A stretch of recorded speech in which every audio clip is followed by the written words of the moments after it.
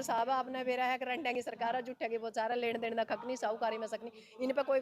छोटू राम ने कहता है ये बोले किसान एक तो तू बोलना सीख ले, एक दुश्मन को पहचानना सीख ले, हमने सारे काम करने सीख लिए। हमने लोकतंत्र में एक सिर्फ वोट का अधिकार मिला था, उसका सही हमने वोटिंग नहीं करनी आवे थी। आंदोलन से पहले, आंदोलन के दौरान हमने बड़े लोगों को जागरूक किया है और बड़े लोग जागरूक हुए, ये बोला इलाका नहीं रहा। अब वोट की चोट से हम इसको सत्ता से बाहर करने का काम करेंगे। अब सत्ता इसके भाग्य में ना इसके होगी, ना इसके बच्चे की होगी, यहाँ तक इसके पोते के भाग्य में भी नहीं होगा। क्योंकि ये बात, ये तो झूठों का पुलाव है, झूठ बोलो वो कह रहा है बीजेपी का झूठा खा गया, यो झूठी बीजेपी थी, झूठा यू भी था, दोनों का ठीक काम हो गया। यू कहा नहीं करता अगर ब्याह खट्टर कर फोटो मोदी की, वो ये काम हो रहा है, बुरा हो तो उसने दूसरी जगह बुरा हो। तो इसने देख लिया कि हरियाणा में आपके लिए जगह नहीं, इसलिए इसने राजस्थान का रुख किया। और राजस्थान के लोगों के लिए बड़े दुर्भाग्य की बात है कि जिस इंसान को हमने 47,000 वोटों से जिताया, जिसको हमने इतना मान सम्मान दिया, ना खुद आया ना कोई सरकारी अमले से कोई इंसान उसने भेजा। या इनके गाँव में घुसने के ऊपर बैन हो सकता है कि हमारा ट्रैक बंद किया जाए, रेल ट्रैक, हो सकता है कि हाईवे बंद हो। राम राम जी सारे ने मैं हूँ थारी गेला प्रीति को। तो फिलहाल हम उचाना में पहुंच रहे हैं और जैसा कि आप सभी को पता है कि आपने बहुत सारी वीडियो भी जो पहले देखी होंगी, 9 तारीख को है जो किसानों ने दुष्यंत चौटाला के ऑफिस का घेराव कराया था और बड़ा फैसला लिया गया था कि 3 दिन तक है जो हम यही दुष्यंत चौटाला के ऑफिस के बाहर है जो धरना धर के बैठांगे। लेकिन धरना है जो अभी तक जारी है। तो डॉक्टर सिक्किम हमारे साथ मौजूद है, तो इन तब पूछांगे कि धरना है जो अभी तक क्यों जारी है। तो राम राम जी। राम राम जी। तो मैडम ये कह रहे थे कि 12 तारीख तक है जो धरना, यहाँ पे 3 दिन लगातार है जो धरना रह जाएगा, लेकिन उसके बाद में है जो आप कह रहे थे कि बड़ा फैसला है जो लिया जाएगा, फिर भी धरना है जो यहीं पे धरा जा रहा है, क्या नहीं, जो कारण है? हमने 3 दिन के लिए तो धरना ये था कि इसको टाइम दिया गया था, क्योंकि ये बाहर था, जो डिप्टी सीएम दुष्यंत चौटाला है, इसको बताया गया था कि ये विदेश गया है और विदेश जाने के लिए इन्होंने कहा था कि 11 तारीख की आपसे बातचीत कराई जाए। तो 11 तारीख को ये आया, 12 और 13 तक भी हमने इनको टाइम दिया कि भाई आप आइए, अपना पक्ष रखिए कि आप मुआवजा देंगे ना देंगे, या आपकी सरकार में चलती है या नहीं चलती। उसके बावजूद भी ना इनका खुद आए ना इनका कोई नुमाइंदा आए। उसके बाद क्या है कि संयुक्त मोर्चा और खापों की एक बड़ी पंचायत हुई, और जैसे ही वह पंचायत हुई, उस पंचायत के अंदर एक चीज़ हमने क्लियर की कि एक दिन एक जो यूनियन है वो इस धरने पे आएगी और लगातार अपना प्रदर्शन करेगी, ताकि पूरे हरियाणा को ये पता चले कि जो ये डिप्टी सीएम दुष्यंत चौटाला है, इसकी वजह से किसानों को कितना नुकसान हो गया है और आने वाले टाइम में इसकी 14/8 को खत्म किया जा सके। और इसी एवज में लगातार धरने हैं। आज 13 दिन हो गए, आज खप्पों की बारी थी। इसके बाद फिर जो अन्य जो यूनियन हमारी बाकी है वो लगातार ऐसे ही एक एक दिन अपना धरना देंगे। उसके बाद एक काम और होगा, 23 तारीख को खाप पंचायत और संयुक्त मोर्चा हरियाणा इकट्ठा होगा। उसके बाद कोई बड़ा फैसला हो सकता है कि गाँव में इनका बनना बंद हो जाए। जैसे हमें हरियाणा आप जानते हो कि हम ज्ञापन देने के लिए यदि चंडीगढ़ दिल्ली जाते हैं तो हमें अंदर नहीं घुसने दिया जाता। तो हो सकता है ऐसे ही कुछ बड़े फैसले हो सकते हैं जिसके ऊपर इस दुष्यंत चौटाला को पीछे पछतावे के अलावा कुछ भी हाथ नहीं लगेगा। क्योंकि जब पंचायत बुलाई जाती है तो पंचायत के अंदर अपना पक्ष रखने का हक होता है एक इंसान को। अभी ये पक्ष रख नहीं रहा और उसके बाद हम पक्ष रखने का मौका नहीं देंगे। तो मैडम जैसे धरने की बात की जाए, यहाँ पर जो दुष्यंत चौटाला के ऑफिस के बारे में कब तक धरना है जो धरा जब जाओ तक जो ये धरना है, जब तक कि हमारा जो बाढ़ से प्रभावित जो मुआवजा है, जो सूखे से प्रभावित जो मुआवजा है, जो सेम से प्रभावित मुआवजा है, जो हमें जान माल का नुकसान होया है उससे प्रभावित जो मुआवजा है, तो सारा जो है, क्योंकि ये माल मंत्री है और माल मंत्री की कलम से ही सारे मुआवजे मिलने हैं। उसी बीच में देखो जैसे धरना धर रखा आपने, वो कोई अधिकारी आया दुष्यंत चौटाला का? हमारे यानी वो हमारा जो दूध का कर्ज एक किस्म से ये मानो, क्योंकि पूरा परिवार खत्म हो चुका था उसका और उसको कहीं भी धरातल नहीं था। उचाना के जो लोगों ने उसको एक मान सम्मान दिया, उसको एक ओहदे पे पहुंचाया। आज डिप्टी सीएम यदि वो है तो उचाना की बदौलत है, पर उचाना ही नहीं पूरे हरियाणा के लोगों को वो सिरे से नकार दिया, यानी खारिज कर रहा है वो। तो जैसे आपने बताया कि किसान है जो दुष्यंत चौटाला तय बिल्कुल है जो असंतुष्ट है, जी। वही दुष्यंत चौटाला बोल रहे हैं कि विकास देखना है तो उचाना में जाकर देखो, जो मेरी गढ़ है उसमें लोग है जो खुशहाल है, अब मैं राजस्थान की तरफ है जो सरकार बनाऊं। आपने पता है कि हरियाणा से इसका धरातल खत्म हो चुका है और उचाना से तो बिल्कुल ही खत्म हो चुका है।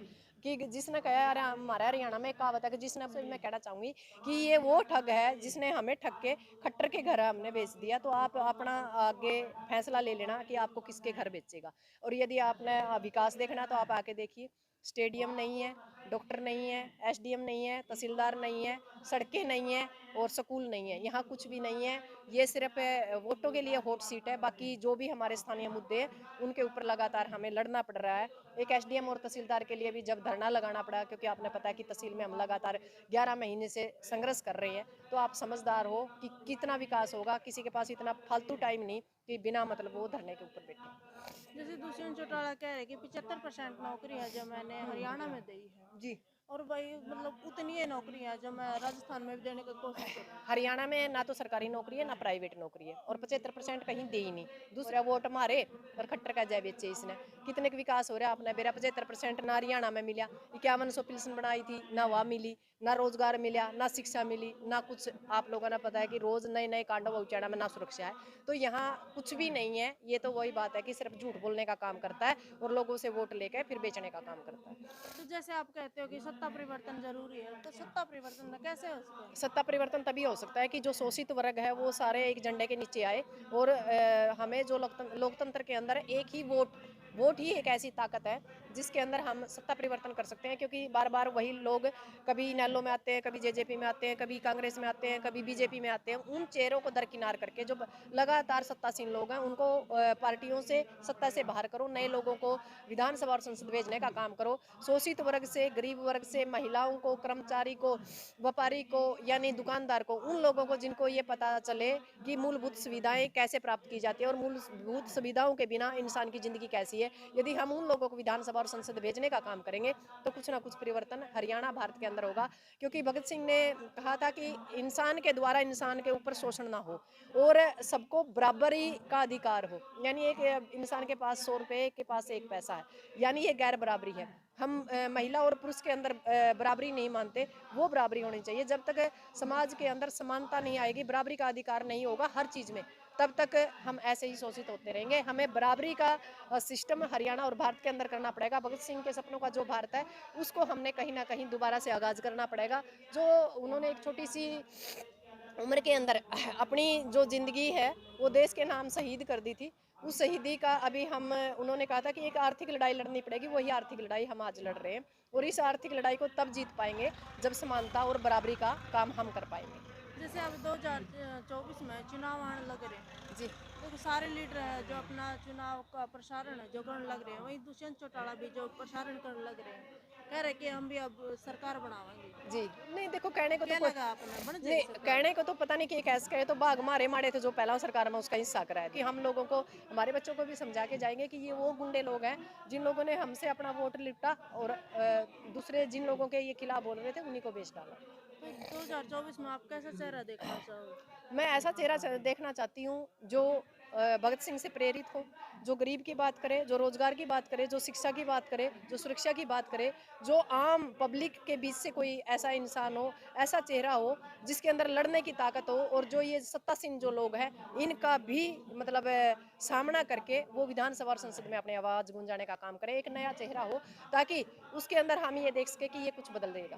देखो मैडम, ताकत मिलने तो पहले तो सब कहा है कि हम आवाज उठावाएंगे और जी, आपके मुद्दों के भी जो मतलब समस्या का जो जी। समाधान करेंगे, लेकिन ताकत मिलने के बाद कोई भी नहीं करता। नहीं, बहुत लोग हैं जैसे सर छोटू राम थे, चौधरी चरण सिंह थे, चौधरी देवीलाल थे, सभी तो नहीं है भाई। हाँ, ये बात है कि 99% लोग नहीं आवाज़ उठाते, पर हम अब इतने परिपूर्ण हो चुके हैं इस आंदोलन के दौरान, हमें पता है कि कौन इंसान कहाँ तक है। तो हमें दोबारा से छोटू राम को, दोबारा से देवीलाल को और दोबारा से चरण सिंह को चुनने की ज़रूरत है। क्योंकि जब तक विकास के ऊपर बात नहीं होगी, अच्छे लोगों को हम विधानसभा और संसद नहीं भेजेंगे। तो यदि हम गंदगी के अंदर गिरे हुए हैं और उसके अंदर और गंदगी डालेंगे तो उसका नुकसान हमें ही होगा। क्योंकि घर की बहिर काका लिखनी है, जब तक कलम के अंदर ताकत हम किसी को नहीं देंगे, इन सड़कों की आवाज़ जब तक विधानसभा और संसद में नहीं गूंजेगी, मुझे नहीं लगता कुछ बदल सकता है। ये तभी बदल सकता है जब यहाँ से हम एक ताकत, उसकी कलम को ताकत दे। ऐसे बहुत से हमारे अंदर लोग हैं, हमारे पास ऐसे क्रांतिकारी लोग हैं जो इस समाज को बदलना चाहते हैं, इस हरियाणा को बदलना चाहते हैं। उन लोगों को यदि आशीर्वाद समाज देगा तो जरूर उसके अंदर बदलाव होगा। लास्ट में क्या मैसेज देना चाहोगे अपने दर्शकों को? मैं लास्ट में एक ही मैसेज देना चाहूँगी दर्शकों को। सबसे बड़ी बात तो ये है कि हम बाढ़ और मुआवजे के लिए लगातार जो दुष्यंत चौटाला का जो ऑफिस है उसके ऊपर लड़ रहे हैं। सबसे पहले तो यहाँ अपनी ताकत दीजिए ताकि आप लोगों को मुआवजा मिल सके। जो आपकी फसलों के एवज में जो आपका पैसे तो काट लिए गए हैं पर आपको बीमा नहीं दिया जा रहा, तो आप यहाँ बैठेंगे तो आपको कुछ ना कुछ मिलेगा। पहले तो इस धरने को ताकत दीजिए और आने वाले टाइम में अपने वोट का इस्तेमाल सही तरीके से और सही इंसान के लिए कीजिए। और खासकर उचाना वासियों से मेरा निवेदन है, जो ये 2 परिवार है इनको दरकिनार करने का काम कीजिए, किसी नए चेहरे को अपना आशीर्वाद दीजिए। जैसे बताया गया है कि कुछ हो रहेगा जो उनकी मांग है, जो इस सरकार ने मांग ली है, जैसे आशा वर्करों ने कई महीनों से धरना दर रखा था। जी कल वो नाच कूद रही थी खुशी के मारे, जी कह रहे थे कि हमारी जो मांगे थी वो सरकार ने मान ली। नहीं, ये जो फैसला था आशा वर्करों का 2018 में भी मान लिया गया था, फिर उसके बाद कुछ नहीं दिया गया था।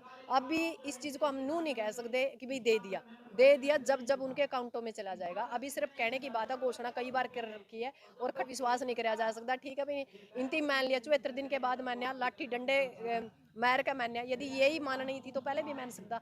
पहले भी तो मान लेंदा, 2018 में भी इन्हीं की सरकार थी जब समझौता हुआ था। 2018 वाला समझौता नहीं मान्या तो हम कैसे मान ले 2023 का समझौता ये मानेंगे तब मान सकते हैं जब धरातल पे कोई चीज़ लिखित में आवेगी। अभी तक ऐसा कुछ है नहीं। ठीक है भाई, हमने खुशी मना ली, वह एक अलग बात है। खुशी क्यों मनाई कि हमने पहला 3 काले कानूनों में हराया, उसके बाद उन्हीं परिवारों की बहू बेटियों ने खट्टर साहब को दोबारा से हराने का काम किया। ये एक बहुत बड़ी खुशी थी कि किसान और मजदूर के घर से जो परिवार से बहू बेटियां आती है या जो इंसान आता है वो लड़ाका होता है और हर मैदान में लड़ने का मादा रखता है और लड़के इस सरकार को झुकाने का काम करता है। फिर किसी भी वर्ग के कर्मचारी रोडा पे धरना दर दर के उन्हें मांग है जो मनवानी पड़े।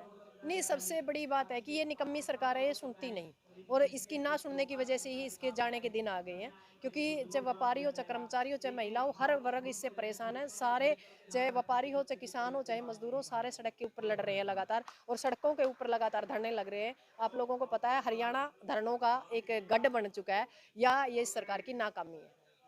धन्यवाद। धन्यवाद। तो देखो, डॉक्टर सिक्किम हमारे साथ मौजूद थी और हमने बातचीत करी, और आपने भी इस वीडियो को है लाइक करना है, शेयर करना है, कमेंट करना है। मिलते हैं अगली वीडियो में। जय हिंद, वंदे मातरम।